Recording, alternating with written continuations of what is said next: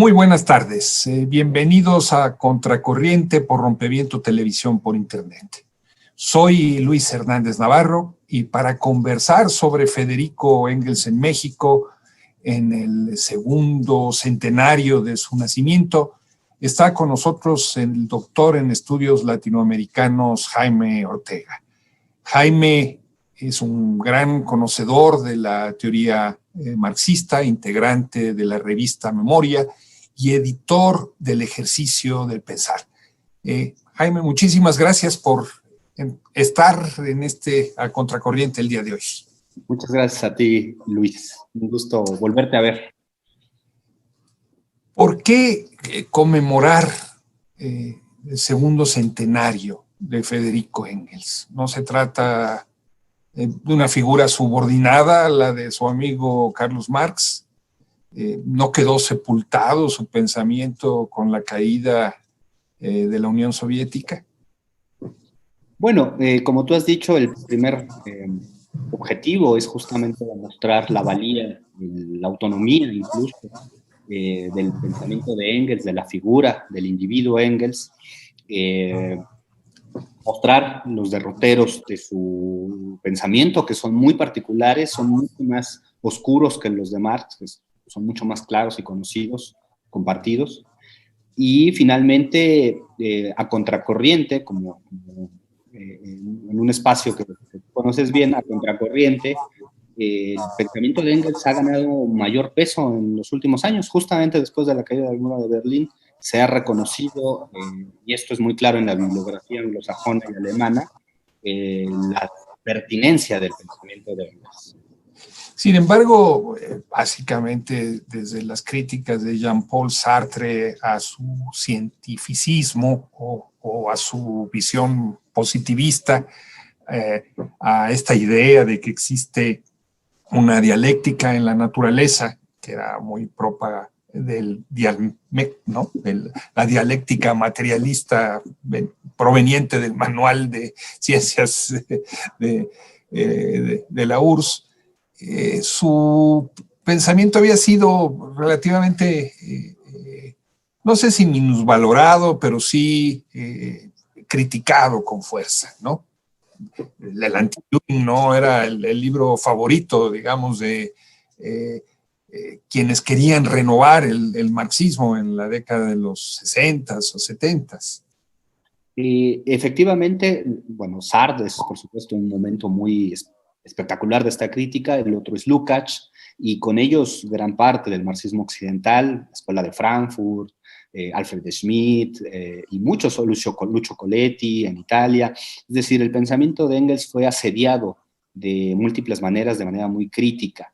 Quizá el mayor exponente de esto sea el francés Maximilien Rubel, quien dijo que Engels fue el marxismo, ¿no? Que lo de Marx no era el marxismo, sino en realidad toda la otra visión que tú señalas es eso del marxismo. Creo que fue un duro golpe, respondía y tenía sentido, porque gran parte del movimiento obrero a finales del siglo XIX efectivamente transitó por una visión cientificista y positivista, esto es innegable, y esto fue mundial, no es específico de un solo espacio ni de una sola nación, pero justamente hacia la década de los 60, el pensamiento de Engels periféricamente empieza a ser revalorado, que no todo el pensamiento de Engels es engelsiano, ¿no? Es ese tratamiento engelsianista, positivista, cientificista, ¿no? Y que incluso la ciencia tiene un lugar que no puede ser reducido a un cientificismo, ¿no? En ese sentido, el pensamiento de Engels, ¿no?, a contracorriente de Sartre, el día de hoy es valorado justamente por reconocer que la naturaleza no humana tiene un lugar fundamental en las transformaciones sociales, ¿no? Su trabajo, vamos a decirlo así, de sociología o de análisis de la coyuntura política, sea sobre Inglaterra, sea sobre Francia, sea pues sobre el conjunto de Europa, es notable, o no lo es. Es muy notable. Desde distintos puntos de vista, primero hay que señalar que Engels es el que le presenta a Marx la denominada crítica de la economía política. Es decir, ese gran proyecto que identificamos con el nombre de Marx tiene su origen en el encuentro con Engels. Engels mientras Marx sigue peleándose con los fantasmas hegelianos o yerbaquianos, Engels ya está dando un paso hacia una visión materialista de la historia a partir de sus trabajos de economía política. Después, su trabajo de la situación de la clase obrera en Inglaterra es reconocido como el punto de inicio de toda la crítica urbana y de toda la crítica social contemporánea, moderna, ¿no? De las consecuencias más funestas de los procesos de industrialización. Y en términos políticos, Engels digamos, problemático porque hacia 1895, en el prólogo a un texto famoso de Marx sobre Francia, Engels reconoce que hay un conjunto de transformaciones sociopolíticas en el espacio urbano, en el espacio político, que deben de hacer mirar a la participación de las mayorías como la premisa fundamental del socialismo. Es decir, no se trata de sectas, no se trata de vanguardias, no se trata de grupos iluminados, sino de las grandes mayorías que participan en la vida política. El pensamiento de Engels es políticamente muy, muy importante, ¿no? Mucho, muy importante, y no siempre, como suele aparecer, como Marx y Engels, ¿no? Él tiene autonomía, tiene una autonomía y una legitimidad y una dignidad muy importante su trayectoria político-teórica. Jaime, más allá del busto de Engels que está en la Ciudad de México, ¿cómo es que su pensamiento, su obra aterrizan en el país? Uy, esta es una historia larga. Me podría ir, si quieres, vamos comentando por Vamos podemos comenzar o con el Machete o con Lombardo, no sé, en tu historiografía, ¿qué sea primero? Bueno, la recepción de Engels en el mundo de habla hispana es por vía de España, evidentemente, ¿no? Desde el temprano 1884, siglo XIX, ya se conoce su trabajo sobre el socialismo científico y el socialismo utópico, ¿no? Es decir, hay algo en el siglo XIX, pero es poco. En realidad, claro, las dos grandes vertientes que van a recibir a Engels en los años 20 y 30 son el Partido Comunista, por medio del Machete, que publica sus obras en entregas, como era costumbre en la época, particularmente a principios de comunismo, y el otro es la década de los 30, donde no solo el Lombardo, sino además el Partido Comunista tienen una gran política. La tesis historiográfica central es la de Jorge Fuentes Morúa, que ha sido continuada por Sebastián Rivera Mir, este joven historiador que ha estado contigo en otras ocasiones, bueno, y Jorge Fuentes, pues además un amigo. De 35 a 39 estamos hablando de que lo que leían los comunistas, lo que leía la izquierda, era fundamentalmente o cuestiones relativas a la Unión Soviética o cuestiones relativas al partido, de la dirección del Partido Comunista o Engels. Es decir, ahí no hay disputa, ¿no? Bukharin, pero Bukharin es mucho menos traducido. Incluso yo diría que es el ABC del comunismo. Lenin más que Bukharin, ¿no? Porque claro, estamos en los 30, estoy ubicado en los 30, Bukharin ya está decapitado, digamos, ¿no? Teóricamente. Pero fundamentalmente el entramado teórico es Engels y Lenin, ¿no? La parte fuerte, ¿no? del marxismo clásico, vamos a decirlo, ¿no? Socialismo científico al utópico, anti-Düring, origen de la familia, principios del comunismo, y en 1939 la traducción de dialéctica de la naturaleza, ¿no? Es decir, ese es el periodo en el que se conforma este corpus, donde podemos decir que, más que marxistas, sí son engelsianos, ¿no? Son centralmente engelsianos, ¿no? Y esta recepción, sin embargo, no le mereció a Engels un lugar aparte del que tenía Marx. Era siempre la sombra, su compañero, su amigo, el que lo había apoyado, impulsado, pero no mucho más allá de eso, o no era así. No, claramente Engels es depositario siempre, es el segundo a bordo, ¿no? Con respecto a Marx, se reconoce a Marx como el gran padre fundador, y esto es lo que orilla a que gente como George Lukács, como los consejistas, se separen de la figura de Engels, porque ellos observan justamente que frente a las nociones filosóficas de altos vuelos de Marx, hegelianas, de Marx, el elemento cientificista, naturalista que Engels mete en la Unión Soviética se expande prácticamente a ser la totalidad de su obra, es muy incómodo, ¿no? De tal manera que hay dos tendencias, o tratarlos igualitariamente, como diciendo Marx y Engels, como en el caso de la Unión Soviética y del socialismo que de ahí se desprendía, o bien comenzar una lenta separación, es decir, bueno, lo que Marx hizo es relevante, es valioso, es importante, pero lo que Engels hizo mete problemas, ¿no? Es decir, Engels sufre la peor parte justamente del devenir del marxismo en el siglo XX, ¿no? Y esto en México es muy claro, porque la gran figura engelsiana es Lombardo Toledano, ¿no? Es decir, ahí estamos ante un tremendo problema. El abogado poblano al que se debe mucho la difusión del conjunto del marxismo en México, más allá del trabajo de los comunistas, del machete, el impacto que tenía la figura de Lombardo, su acceso a los medios de la época, sus debates con otros filósofos, pues lo convertían en la figura emblemática del marxismo mexicano, más allá de lo que se piense de ese tipo de marxismo. ¿Él era, tú dirías, también engelsiano? Yo creo que Lombardo era más engelsiano que marxista.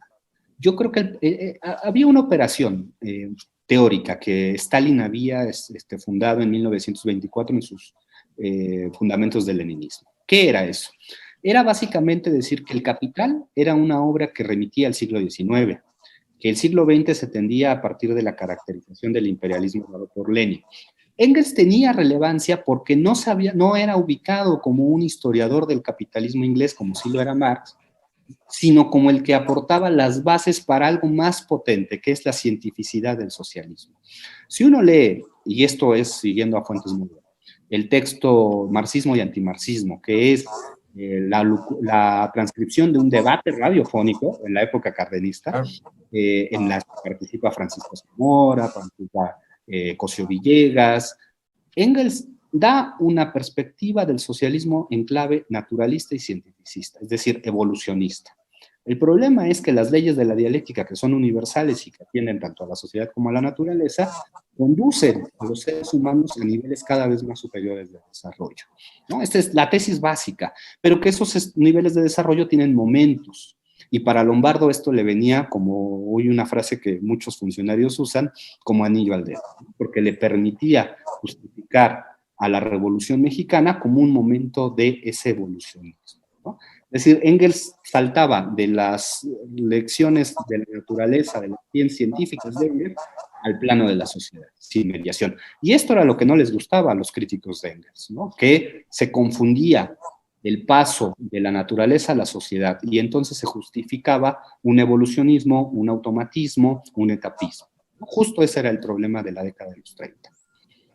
En un artículo reciente, Jaime, sobre Engels en México, tú has reivindicado la lectura de Engels que realiza Enrique Semo, ¿no? El director de Historia y Sociedad, el gran historiador ligado al mundo del Partido Comunista, hoy a Morena. ¿En qué consiste esta lectura engelsiana de Semo? La lectura de Semo es minoritaria en su obra, ciertamente, no hay más que un par de textos dedicados explícitamente a él, pero como articulador de una renovación, lo de Semo es muy importante. Es en dos momentos. Ya estamos aquí en la década de los 60. Es primero por la vía de la recepción de un Engels más en la ciencia de la historia. Semo reseña en el mensual Nueva Época del Partido Comunista textos que se están inéditos en inglés, que se están publicando en inglés y que el Semo está leyendo y presentando ante el Partido Comunista en esa revista. Y después, en Historia y Sociedad, siendo el director, hay dos textos muy importantes. Primero, el Engels que piensa la historia del cristianismo, como Kautsky también lo va a hacer, y después un texto de Alberto Híjar que aparece en Historia y Sociedad sobre el realismo. ¿Qué es esto? Estos son señas, son señales, son guiños a un Engels menos cientificista, menos naturalista, vamos a decirlo, y más historiador, más antropólogo, más historiador, más político, ¿no? Digamos que para entender el desarrollo de Engels en México, entre Lombardo en los años 30, en la época del cardenismo, y la renovación historiográfica de Engels y todo ese grupo que incluye a muchos antropólogos de los que hablo ahora, tenemos en medio unas muy interesantes décadas de los 40 y 50, no para la izquierda, que fueron justo los peores años, pero sí en términos historiográficos encontramos tres figuras que me gustaría mencionar y no quisiera dejar pasar. Enrique Beltrán, en la biología, Elie de Gortari, en la historia de la ciencia y en la lógica, y Wenceslao Roses. Digamos, esas son las tres figuras que van a reivindicar un Engels menos positivista, pero un Engels que sí piensa la ciencia. Es decir, no todo pensamiento sobre la ciencia es cientificista y no toda reflexión es positivista, ¿no? Y Enrique Beltrán en la biología, es uno de los grandes pilares de la biología mexicana, Elie de Gortari en la historia de la ciencia y Wenceslao Roses como traductor, van a demostrar que hay otras posibilidades de leer a Engels sin caer en los excesos que caía Lombardo. El trabajo de Engels, el papel del trabajo en la transformación del mono en hombre, tuvo, yo diría, un impacto relevante en la década de los 70 en los estudios antropológicos en México. ¿Has tú investigado, has encontrado pistas de cómo avanza ese texto entre la renovación de la antropología mexicana? Sí, yo creo que, y esto fue algo que no estuvo en el artículo, ¿no? Después, Aide García, una amiga estudiosa de la ciencia, me hizo notar, más que un solo texto, es en general la consideración de la antropología marxista en dos vías, ¿no? Primero, la vía de los estudios del trabajo, que era muy común, a diferencia de hoy, en los años 70, es decir, yo creo que ese texto que tú mencionas es un ejemplo de la popularización del marxismo. Es decir, eso se leía en los SH.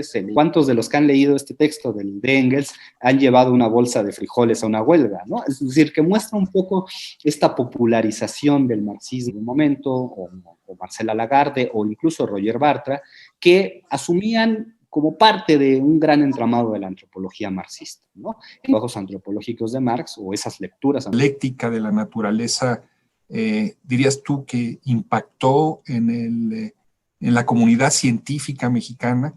Era un libro de texto que se discutiera, por ejemplo, en la Facultad de Ciencias, que impactara en quien reflexionaba sobre filosofía de la ciencia. Creo que ese es un terreno en disputa y que está acompañado de las discusiones mundiales. La primera escaramuza es la que se da entre Beltrán, ya mencionado Beltrán, y Ochoterena. Porque Isaac Ochoterena, después conocido porque la preparatoria del 68 tiene su nombre, aunque sabemos menos de él, otro de los grandes institucionalistas de la biología, él es muy cercano al lisenquismo, ¿no? No olvidemos que aquí estamos en el debate sobre la ciencia en términos de la Unión Soviética, ¿no? Entonces tiene un pequeño encuentro con el lisenquismo Ochoterena y Beltrán es más engelsiano. ¿Cuál es la discusión biológica? Sí hay un impacto fuerte de los textos de Engels, pero es un impacto ambiguo.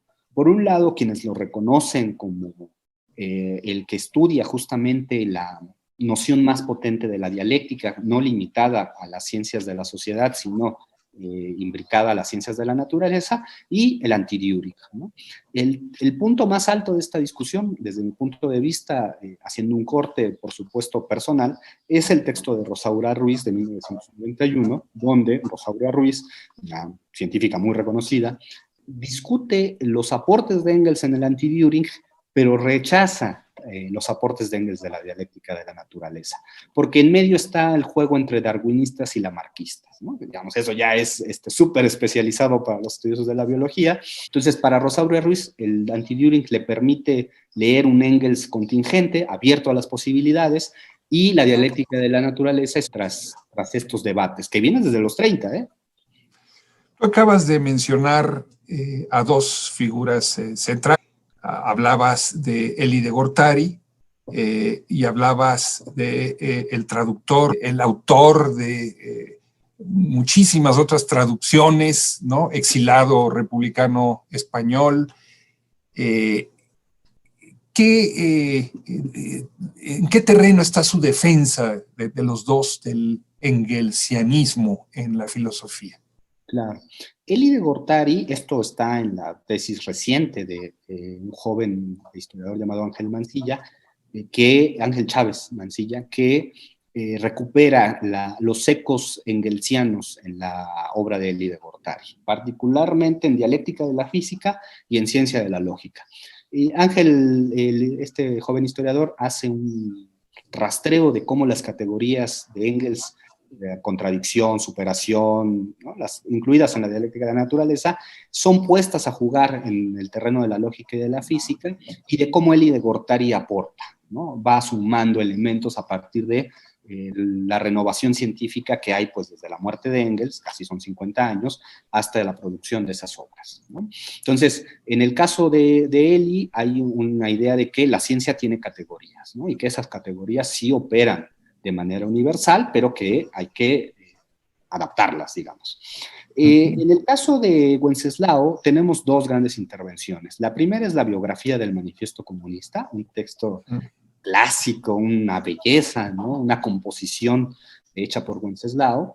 Y el segundo es la traducción inacabada de las obras de Marx y Engels en el Fondo de Cultura Económica, que desgraciadamente fue un proyecto que feneció en estas ediciones blancas, hermosas. Hay que decir que Wenceslao no tradujo todo. Él decidió no traducir los textos juveniles de Engels, ¿no?